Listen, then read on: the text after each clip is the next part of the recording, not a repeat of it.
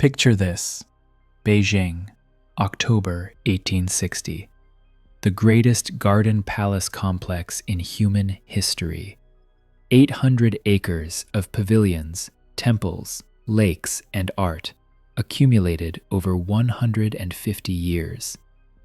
The Summer Palace, Yuanming Yuan, the garden of perfect brightness. Lord Elgin, the British commander, gives the order. 3,500 British soldiers spend 3 days systematically burning it to the ground. Not in the heat of battle, not in self-defense, as deliberate punishment, as a message. One British soldier wrote home, "You can scarcely imagine the beauty and magnificence of the places we burnt. They knew what they were destroying. They did it anyway." Here's what your history classes probably skipped. This wasn't some isolated act of war. This was the climax of 2 wars Britain fought specifically to force China to buy drugs. Not metaphorically, literally. Britain went to war twice because China tried to stop British merchants from selling opium to Chinese citizens. And here's the uncomfortable truth Western textbooks won't tell you. Britain has never apologized. Not once, not formally, not ever.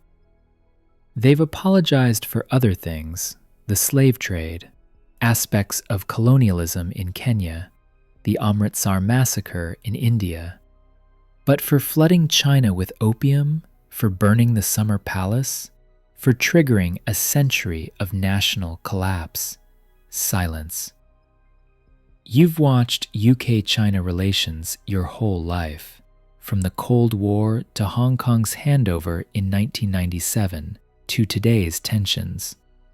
And this unacknowledged debt sits underneath all of it. Let me show you what Britain did, what it cost, and why that apology will never come. Let's be clear about what actually happened, because the Opium Wars sounds abstract, clinical, like some trade dispute. It wasn't. In the early 1800s, Britain had a problem. They were obsessed with Chinese tea, couldn't get enough of it. But China didn't want anything Britain was selling. Silver was flowing out of Britain at unsustainable rates. The trade deficit was killing them. So British merchants, with full knowledge of the British government, came up with a solution that was brilliant and evil in equal measure. They'd grow opium in colonial India, smuggle it into China, create millions of addicts, and use drug profits to pay for tea. And it worked perfectly. By 1838, contemporary estimates put Chinese opium addicts between 4 and 12 million people. Even the conservative estimate, 4 million, that's staggering. British parliamentary records from the period documented this. That's not Chinese propaganda. That's Britain's own accounting of what they did. The silver flow reversed. Now China was hemorrhaging money. $20 to $34 million annually flowing out to pay for drugs. The entire economic balance of Asia shifted because Britain decided to become history's largest drug cartel. Then China did something reasonable. They tried to stop it. In 1839, Chinese official Lin Zexu seized and destroyed 20,000 chests of British opium, over 1,400 tons of drugs. He wrote a letter to Queen Victoria asking her, essentially, would you allow this in your own country? Would you let foreign merchants addict your people? Britain's response? War. The First Opium War, 1839 to 1842, wasn't fought to protect British citizens. It wasn't fought over some territorial dispute. It was fought because China tried to stop drug smuggling. Britain sent gunboats to force China to keep buying opium, and Britain won. The Treaty of Nanking, still preserved in British archives, forced China to pay $21 million in reparations, open 5 ports to British trade, and hand over Hong Kong for trying to stop drugs. But it gets worse. 14 years later, Britain wanted more. In 1856, they found a pretext, the Arrow Incident, a dispute over a ship, and launched the Second Opium War. This time, France joined in. This is when Lord Elgin burned the Summer Palace. Not because China attacked Britain, not because British civilians were in danger, because the Emperor's representatives had arrested some British negotiators. Elgin decided to punish the Emperor personally by destroying his greatest treasure. 3 days, 800 acres, centuries of art, architecture, cultural heritage, gone. Victor Hugo, the French author, wrote at the time, "One day 2 bandits entered the Summer Palace. One plundered, the other burned. Before history, one of the bandits will be called France, and the other will be called Britain." Even Europeans recognized what this was. Let me put the human cost in terms you can feel. Those 4 to 12 million addicts, these weren't statistics. These were fathers who couldn't work, mothers who couldn't care for children, families destroyed, communities hollowed out, an entire generation lost to a drug that British merchants pushed deliberately, systematically, for profit. Think about the modern opioid crisis in America. Tens of thousands dying annually, communities devastated, families ripped apart. Now multiply that, and imagine a foreign power caused it on purpose, and then went to war to make sure it continued. The economic devastation cascaded through generations. China's share of global GDP collapsed from roughly 33% in 1820 to under 9% by 1900. The silver drain hollowed out the economy. The wars disrupted trade. The indemnities bled the government dry, but the damage went deeper than money. The Summer Palace burning wasn't just property destruction. Those 800 acres contained artifacts dating back thousands of years. Bronze vessels from ancient dynasties, paintings, sculptures, jade, porcelain, the accumulated cultural heritage of Chinese civilization.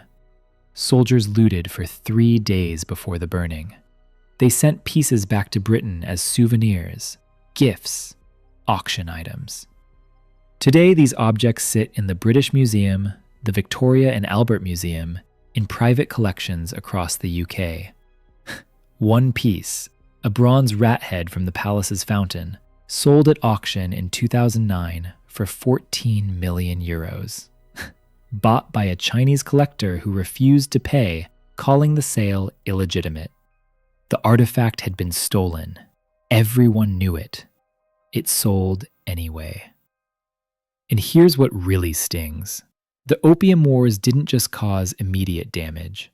They triggered a century of weakness. After Britain broke China open, everyone piled in. France, Russia, Germany, Japan, America. The United States, yes, your country too, was part of the forces that invaded Beijing in 1900. 8 nations, 50,000 foreign troops, occupying China's capital. The Boxer Protocol of 1901, signed after that invasion, demanded 450 million taels in silver. That's roughly $333 million, about 1,300% of China's annual tax revenue, paid over 39 years with interest. 110 years, from 1839 to 1949. That's how long China calls the century of humiliation. It started with British opium. So what has Britain said about all this? Nothing. Officially nothing. No formal apology, no official acknowledgement, no recognition that what happened was wrong. When pressed, and journalists have pressed, Chinese officials have asked, British representatives fall back on the same deflections. It was a different time. We can't judge the past by modern standards. These were complex trading relationships. Really? Drug dealing, enforced by gunboats, was a complex trading relationship? Here's what makes this particularly galling. Britain has apologized for other historical wrongs. In 2006, Tony Blair expressed deep sorrow for Britain's role in the slave trade. Not a full apology, carefully worded, but acknowledgement. In 2013, the British government expressed regret for the 1919 Amritsar massacre in India, where British troops killed hundreds of peaceful protesters. In 2011, Britain apologized for abuses in colonial Kenya, including torture of Mau Mau rebels, and paid compensation. So it's not that Britain can't apologize for colonial crimes. They have. They do. Just not to China. When David Cameron visited Beijing in 2010, he wore a poppy, the red flower British people wear to commemorate war dead. Chinese officials noticed. The opium poppy symbolizing something quite different in China than it does in Britain. The awkwardness was palpable. Cameron talked trade, made deals. The Opium Wars never came up publicly. That silence speaks volumes. In 2015, when Xi Jinping visited London, the Chinese side reportedly requested that the Summer Palace not be mentioned. They didn't want the awkwardness. But they remember. Trust me, they remember. The closest Britain has come to acknowledgement? In 2018, when Theresa May visited China, she returned a fragment of the Summer Palace's decoration, a lacquered panel. Not a government return, not an official restitution, a gesture, a gift. One fragment from 800 acres of destruction. So why won't Britain apologize? The reasons are practical, legal, and psychological. First, admitting wrongdoing creates legal exposure. International law on cultural property repatriation is evolving. The Benin bronzes, the Parthenon marbles, countries are demanding artifacts back. If Britain formally admits the Summer Palace looting was criminal, which it was, every piece in British museums becomes subject to repatriation claims. The British Museum alone holds approximately 23,000 Chinese objects, many acquired during the colonial period, some directly from the Summer Palace. An apology opens that entire collection to dispute. Second, it sets a precedent Britain can't afford. If they apologize for China, what about India? What about Africa? What about everywhere the British Empire extracted wealth and left damage? The British Empire covered a quarter of the world's land surface at its peak. A genuine accounting of colonial crimes would never end. Easier to maintain the position that the past was complicated. Everyone's moved on, and raking up old grievances serves no one. Third, national self-image. Britain still teaches its children about the empire with, let's say, selective emphasis. The civilizing mission, bringing railways and institutions, the complicated legacy. The Opium Wars fit awkwardly in that narrative. There's no way to frame "we fought wars to force drugs on people" as anything but predatory. So it's downplayed, mentioned briefly, if at all, moved past quickly. An apology would require Britain to integrate the Opium Wars into national memory differently. To admit, this wasn't a complicated trading dispute. This was state-sponsored drug dealing. We were the bad guys. That's psychologically difficult for any nation. Fourth, current geopolitics. UK-China relations are tense, have been for years. Hong Kong, Huawei, human rights disputes. In that context, an apology for 19th century wrongs looks like weakness, looks like giving ground. Politicians calculate, what do we gain by apologizing? China won't suddenly become friendlier. British voters don't care about 19th century history. There's no constituency demanding it. So why bother? That's the cold calculus. What does China actually want regarding this history? First, acknowledgement. Not necessarily compensation, though that's been raised, but simple recognition that what happened was wrong. That Britain waged wars to sell drugs. That they burned the Summer Palace as punishment. That this caused immense suffering. Chinese officials have raised this in diplomatic settings. They've never demanded an apology as a precondition for relations. But they've made clear, we haven't forgotten.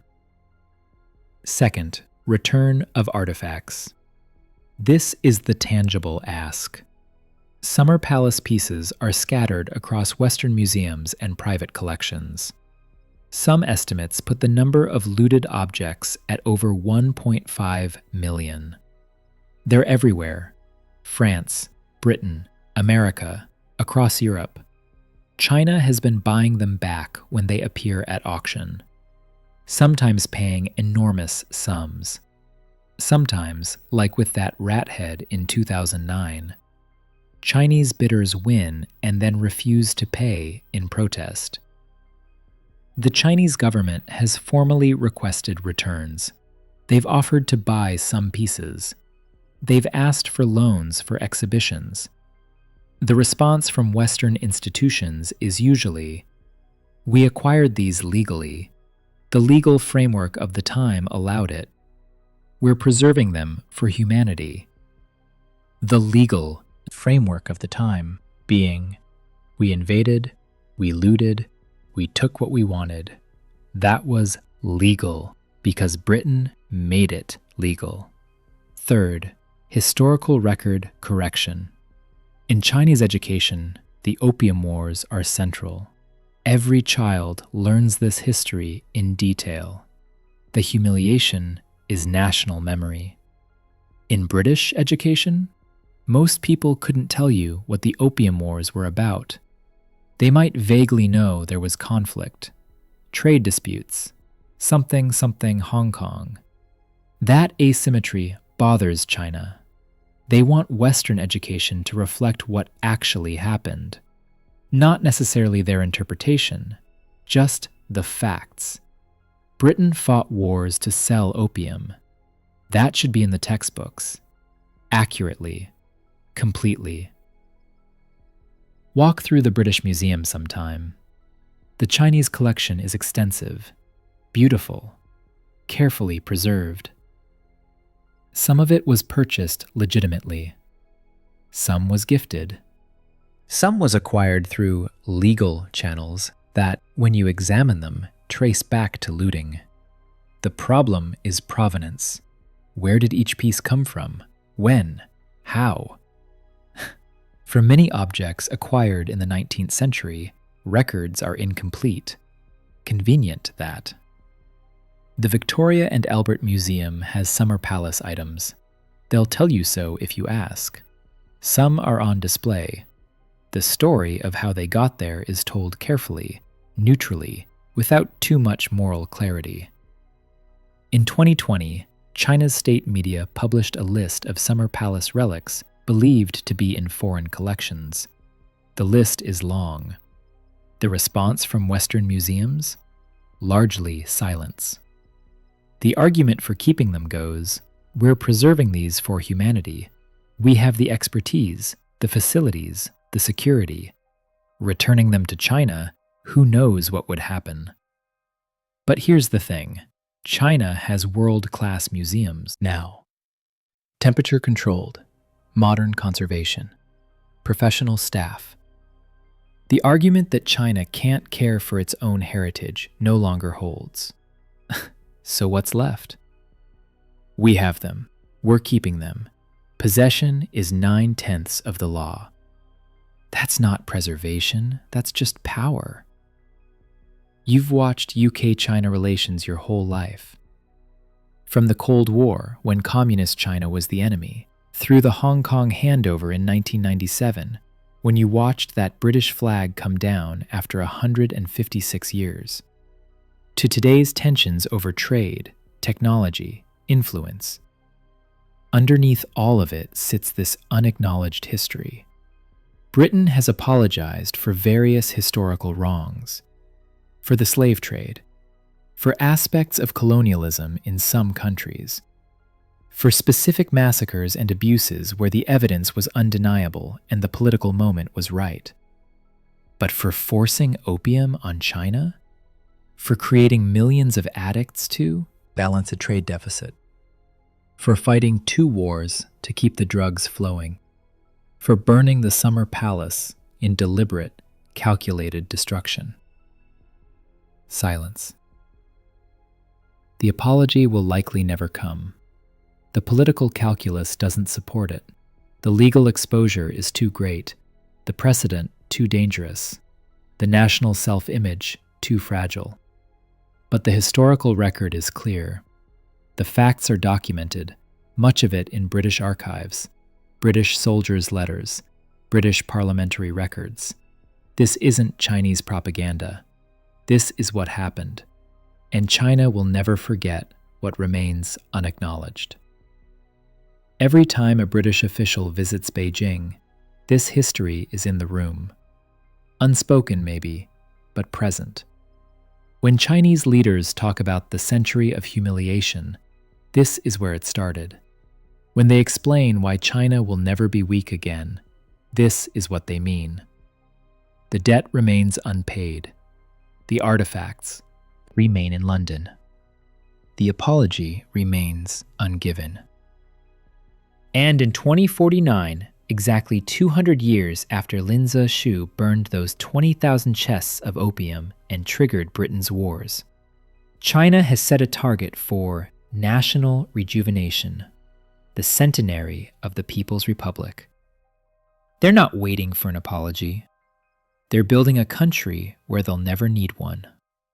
That's the lesson they took from this history. Not victimhood, strength. Not grievance, determination. The apology would cost Britain nothing but pride. Its absence costs trust that will take generations to rebuild, if it ever can be.